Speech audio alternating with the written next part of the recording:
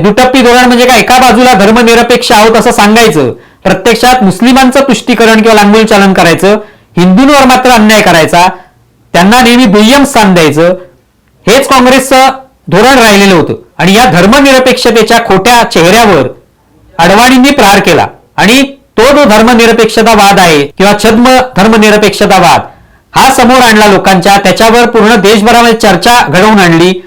तो शब्द जो आहे खोटा धर्मनिरपेक्षतावाद याची चर्चा घडवून आणली आणि त्याच्यामुळे आज आपण पाहतोय की रोजच्या रोज काँग्रेसचा हा जो खोटा धर्मनिरपेक्षतावाद आहे याची चिरफाड कसे लोक करतायत.